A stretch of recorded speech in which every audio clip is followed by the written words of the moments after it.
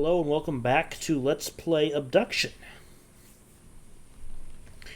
Last time we got transported from a lakeside thunderstorm to this Old West mining town with some jarring anachronisms in it,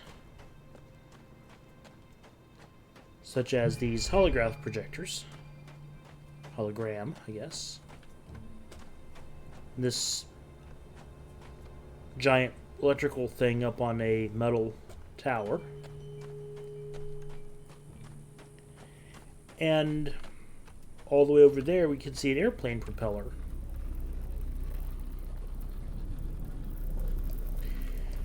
But this track here is blocked by this blue laser beam. And normally you wouldn't go near anything that looks like this, but in fact this is harmless and will simply mess with your vision if you get there. There's another one of those bug things. Here we can see the device shooting off the red laser, and it looks very much like those little hologram projectors. And I'm guessing that's hitting the dome wall. So we're apparently stuck in a large dome of some sort. This light appears to be new. I think they added that in the patch. And the blue laser's shot off by that thing hanging there. We'll have to get up there at some point and figure out what that is. Obvious way would be this way. Darn it. But there's no power.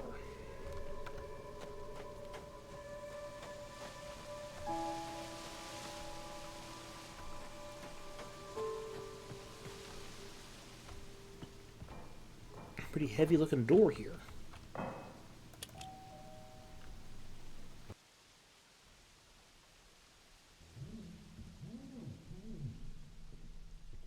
Lasted long. You should have been. I thought you'd all been. The devil are you? Good Lord, Neville. Now? It's a bad time to be arriving here. They should have listened to me. But I'm going home. Maybe it's good timing for you. You might spend a lot less time in this prison than the rest of us has. Alrighty, maybe it's good timing for me. No more waiting around. I guess I could do it all on my own if I had to, but, well, could speed things up a bit with your help. First off, you should know that this whole place has been battened down for that old Carfin Mofang battle. We gotta get everything unbattened. And I got me a bit of power here, but I'm gonna need it all. If you can concern yourself with that, get all the power lines on it, I'll be working on my devices. Now, let's get the hell out of this place.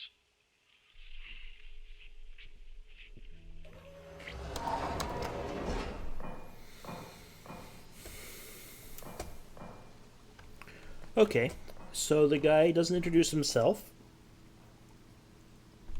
but wants me to start turning on power lines. Which gives us something to do, I guess.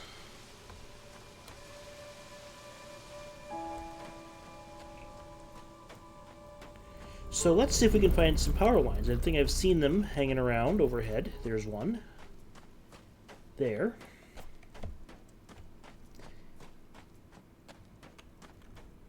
Goes to this pole here.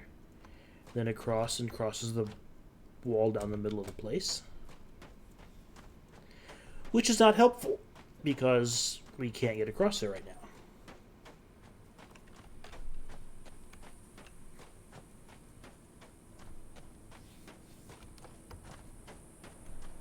Come downtown here,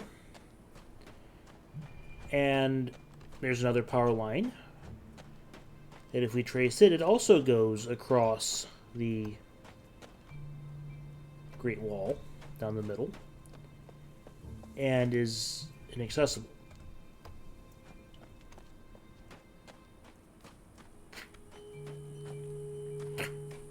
Not a whole lot else gets power on this side. But it looks like there's some power that's coming out of that thing. We'll worry about it later, though, because it's on the wrong side of the wall. I don't see any power lines going to Farley's house. Community center, as the sign says. So I'm going to assume that it's getting its power fed from the other side through the wall. One thing that kind of confused me is that they describe this end of the river thing as a waterfall when there's not much water falling. Unless they did something to that as part of their battle preparations where they dammed it off. We did see a little bit of a sluice gate at the top of the thing. And there is this water wheel and elevator looking thing over there. That just might get us up to the top of the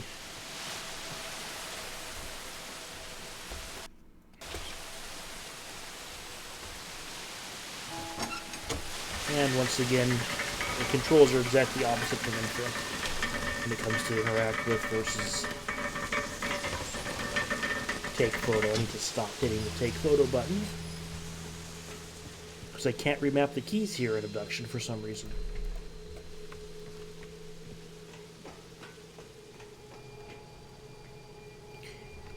Don't think I can do anything with this here. Not sure if I'd want to.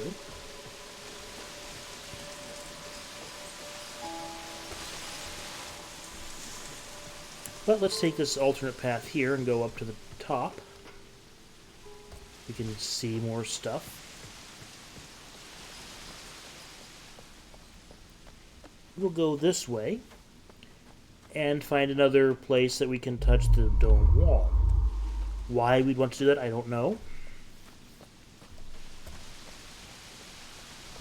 But we'll just keep that in mind for later in case we find a purpose to doing that. And sure enough, there is a sluice gate here. They have definitely done something to block off the river.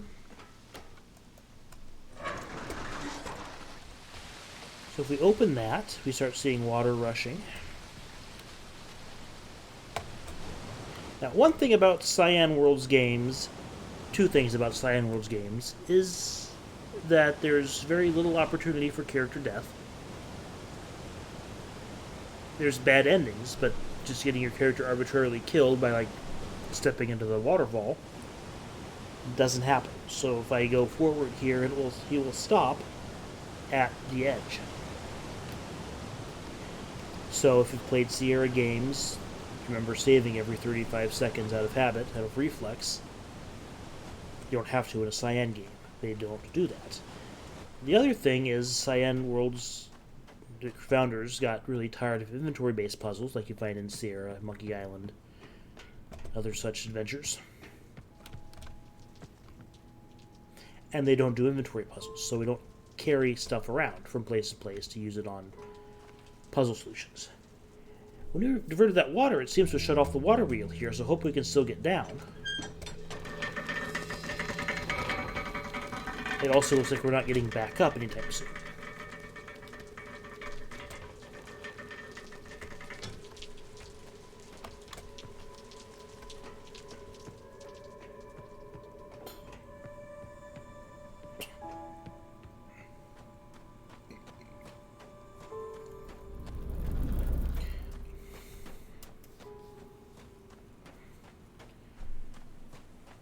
Now we can plainly see that there is a waterfall. And this little stream here has some current behind it now. So now if we tinker with this stuff here, we might actually make stuff happen.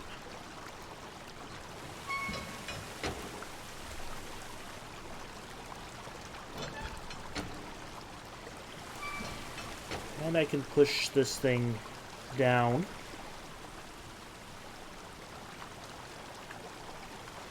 On either side,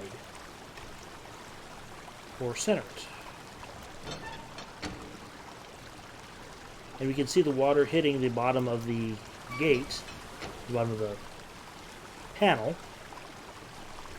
Maybe if we release that brake there, it will allow this thing to rotate. And see if we can get...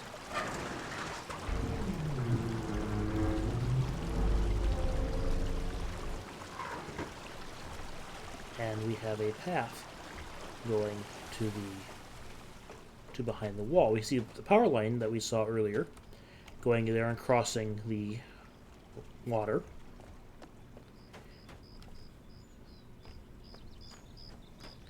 A lovely little wooded glade here. Somebody's doing some painting across the way there.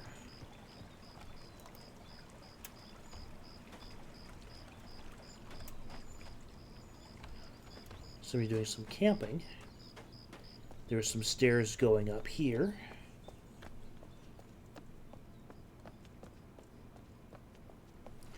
And it looks like we're going to have to go onto the top of this thing and get that ladder to fold down at some point in the future.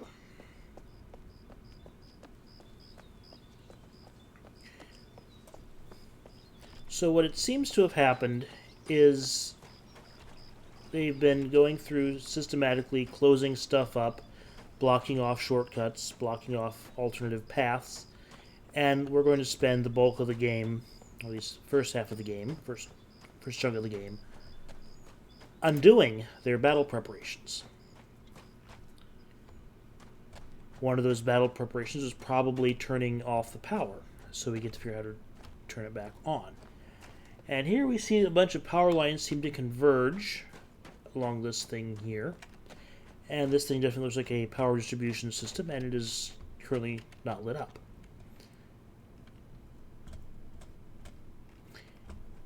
Alright, if we look at the ground, there's this big ugly mess of wiring here, which leads up to that locomotive car, which appears to be being configured as a generator. And that looks like a gas pipe. The fuel is showing empty, and it's shunted to the fuel drain. Right? And we see that this is by the same people as Mist, as this valve here was lifted from the Channelwood section of Mist. And if the guy would stand in front of it, I would toggle that to the correct position, because this blocks off the fuel drain. So I wanted to get fuel into this thing somehow.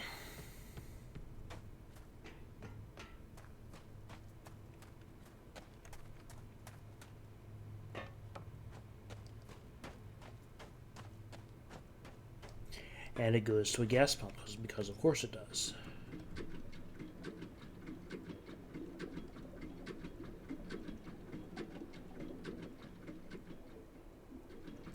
Right. There it seems to be all at once.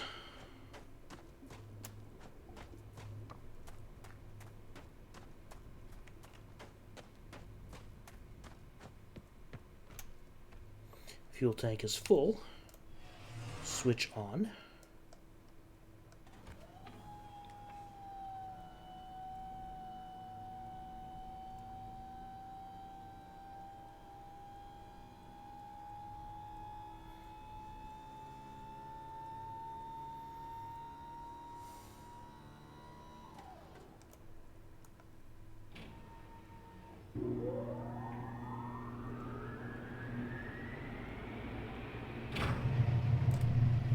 There we go. And the generator is now on. We could go back and report to the guy in the vault, the bunker thing, that we're done, and get our next instructions on how we can help. Or we can explore this side a little bit, and I think we're going to explore a little bit first. And this rail yard here, once again, looks like it's been chopped off in a great big sphere and dumped here, and so they chopped the locomotive in half when they did that.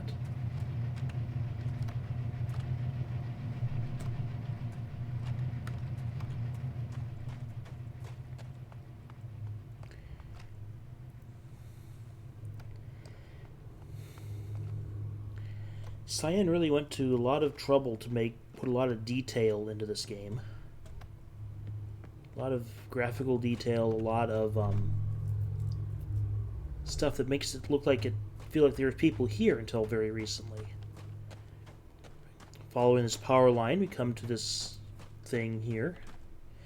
That looks like with a pathway behind or up above Farley's house. So maybe this is the back door.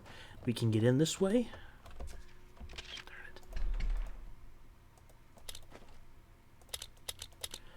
But it looks like they've repurposed this adding machine as a keypad lock.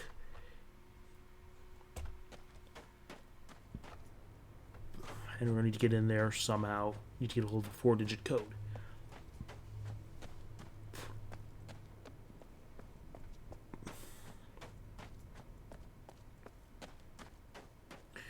More places to access the dome wall.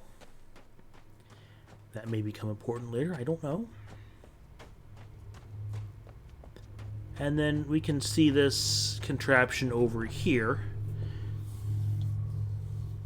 Looks like it has some kind of connection into the dome wall itself. And then it's connected into the water with these giant buoys.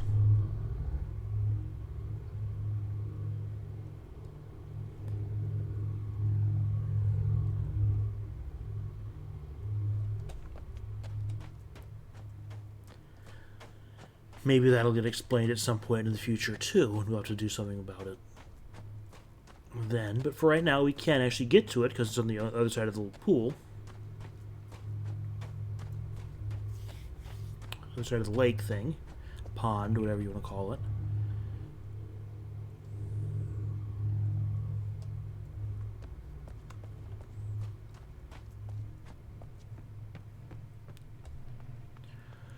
All right.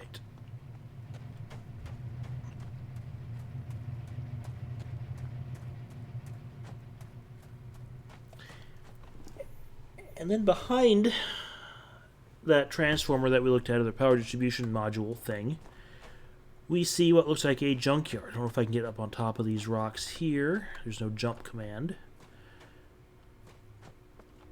But it does look like there is a bit of a junkyard behind there. There's some larger junk up top.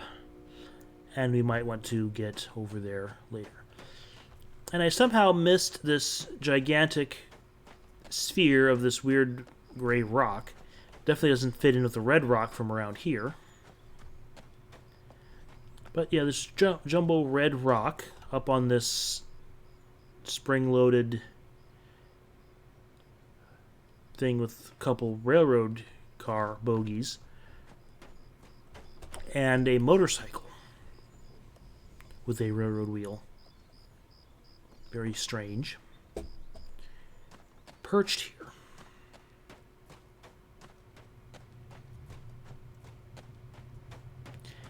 If we go up here, we can go around to the front side of it. And there is this whole set of ancient ruins with these weird glowing things.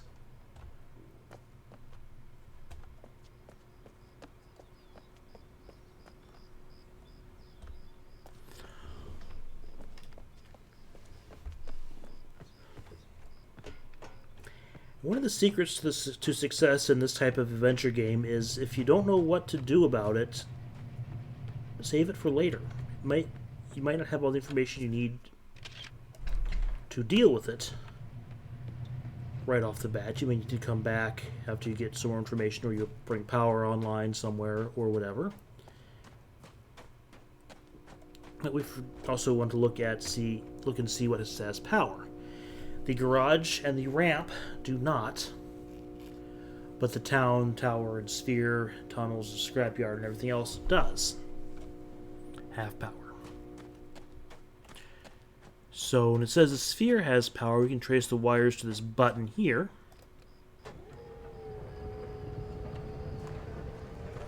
Which rotates the entire sphere for some unknown reason. And again, don't know what that's all about, so let's leave it alone so we don't break anything.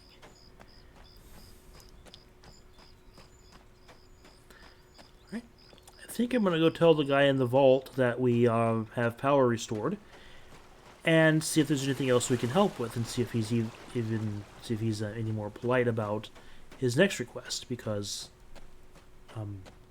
he was not exactly nice, kind of brusque.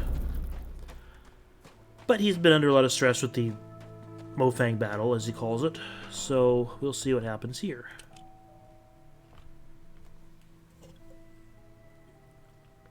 Well, power's on. Did you come back for a medal? Sorry, I don't mean to neglect my manners. My name is Cecil. Most around here call me CW. At least they did. I suppose you gotta move on. But, alright, well, if you ain't assessed already, we're all living within a large cell. It's a dome, wall, carved from prison, more like it. Whatever it is, hems us in. Ain't occurred to you already? It serves us both for you to get through the wall of this place. And I locked up the wall with that Mofag device. That red beam up yonder. Gotta make this work and get home. Scarlet. Scarlet was 7.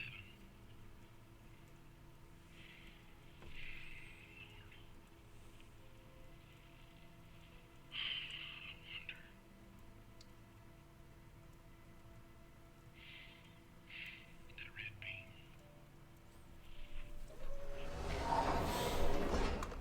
Okay. So we have a new mission to get rid of that red beam. I don't know what was up when I looked out the window here, that the red beam was kind of sparkling in here. Not sure what that's all about. Except maybe to draw the player's eye towards the thing, because it's only visible from that one angle. Yeah, guess it is kind of shimmery there. Just drawn out by the sun out here. But we need to get up there and turn that thing off. And if you recall, we diverted the water away from the water wheel, so we can't just go up to the elevator. And there was no handy off button on the thing anyway.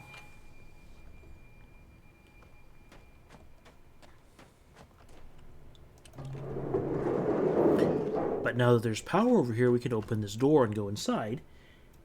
And I think we will save that to the next episode. Thanks for watching. We'll see you later.